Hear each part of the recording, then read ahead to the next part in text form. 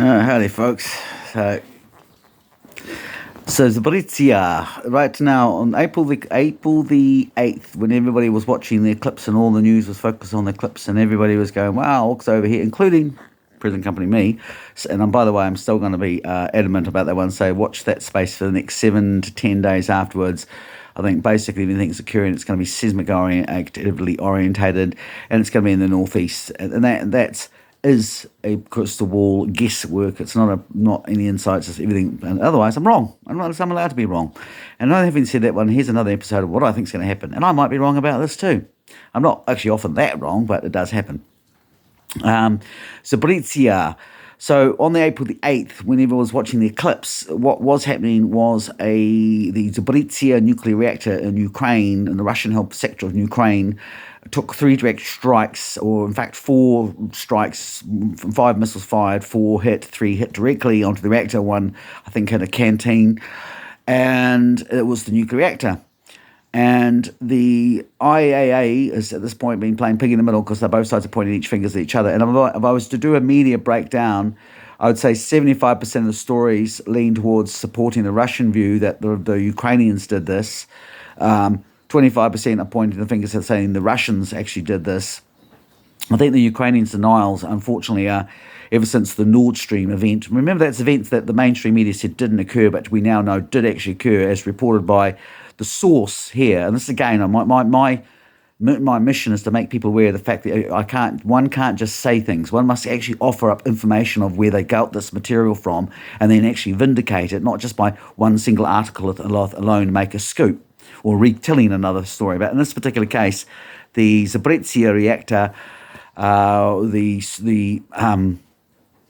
Seymour Hersh is the source of the Nord Stream, and it said, Seymour Hersh has won the Pulitzer Prize twice. So even beginning when he began that story should have had a higher profile than it actually did. But eventually, once it filtered through, like the concession was, damn that bloody Seymour Hersh, he's done it again, done my lie, he's done the weapons of mass destruction that didn't exist in Iraq. And now he's showing again once more that the military-industrial complex, oddly enough, hasn't changed all its spots in all the years of the Pentagon Papers or since Julian Assange also demonstrated that the US machine is a big, fat, lying, toad, psychopathic monster. And one that's been beating the drums for war since 1998, since the Pacific Project of New American Century. I keep running into people who follow mainstream media and they have an understanding of this conflict that's actually based in mainstream text that is the report of 2022, and they just will not go back and actually read the whole story from basically pre-1998, which suddenly changes the lens quite considerably. But the Zaporizhzhia attack, this is the point, is that what we've now got going on here is since World War II, this is the first incident involving nuclear fusion in a military capacity. It's not a nuclear bomb, but it is definitely, we have just crossed the Rubicon. And this story should be fucking, technically speaking, we've now reached the point of midnight. That's actually the key point of this story I'm giving to you guys right now.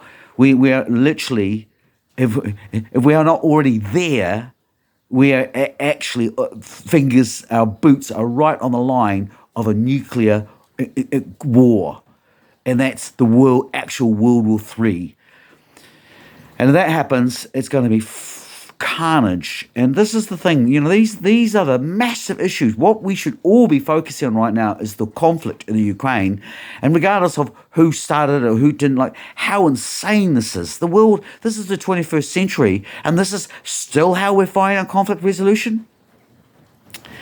There is the events taking place in Paza. There are the events taking place with the Treaty of Waitangi.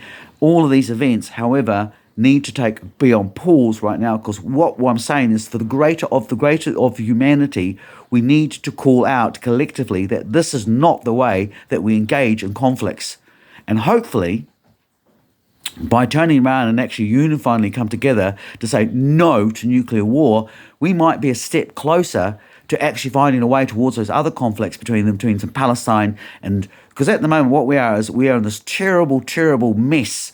We are in this dangerous mess where we are so polarized, where the working class are at the throats of the middle class. And all of this, we all instinctively know, is being driven from the top up. And there is only one faction at the end of the day that is responsible for whatever your cause that you want to care to be. You name, at the end of the day, what is driving this is the extremely absurd, insane, disproportional accumulation of wealth and power, so that we now have 99.9% of the world's wealth is being held in the hands of 0.1% of the population, of which eight individuals now control that lion's share of that 0.1%.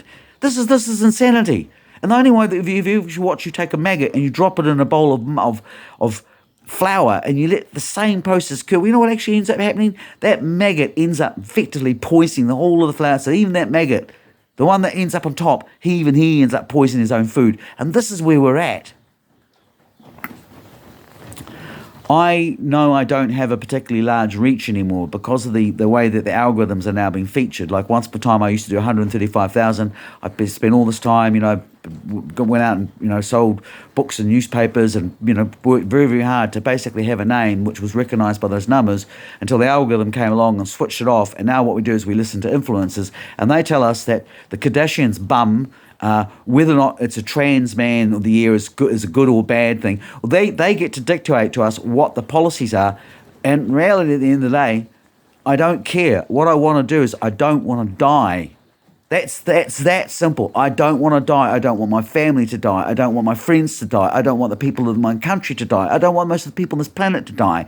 And if we allow ourselves to actually get towards a full thermonuclear weapon, all these issues aren't going to matter.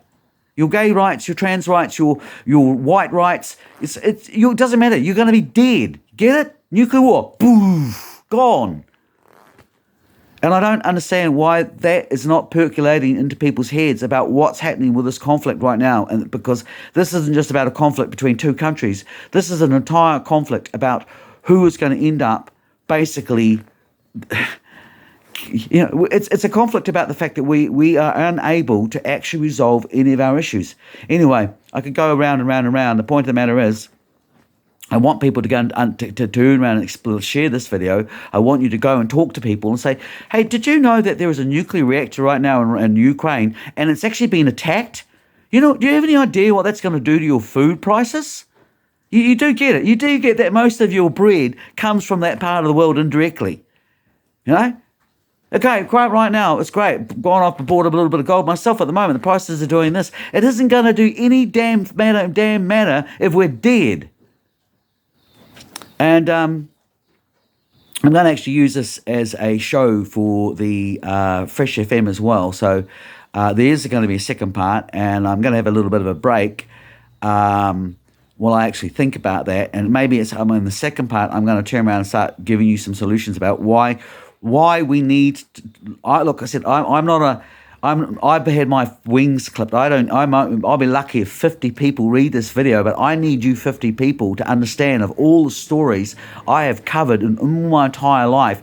This is the big one. This is the really big one where I'm getting off the bench and saying, look, I need you to go and tell people. I need us to drive this, get this beyond the social media. We need to get this beyond onto the mainstream media. We need people to be talking about this situation going, right now, everything else doesn't actually matter. We're on the verge of a full-scale nuclear war, and if all this stuff is allowed to take place, all your other little issues aren't going to matter jack shit. You're going to be in a nuclear apocalyptic world at best, which is a miserable dictatorship where there is no quality food available. Your rights won't actually matter. You won't have any ability to do anything fucking creative. And that's assuming that this doesn't even escalate to the point where actually we're firing nuclear weapons, in which case it's game over. And people need to get this point through. This is the issue. No, the war, peace in the world now. Stop it. Anyway, have a bit of a break, and I want you to play, I'm going to play The Police. I hope the Russian love their children too, because seriously, I really, really do.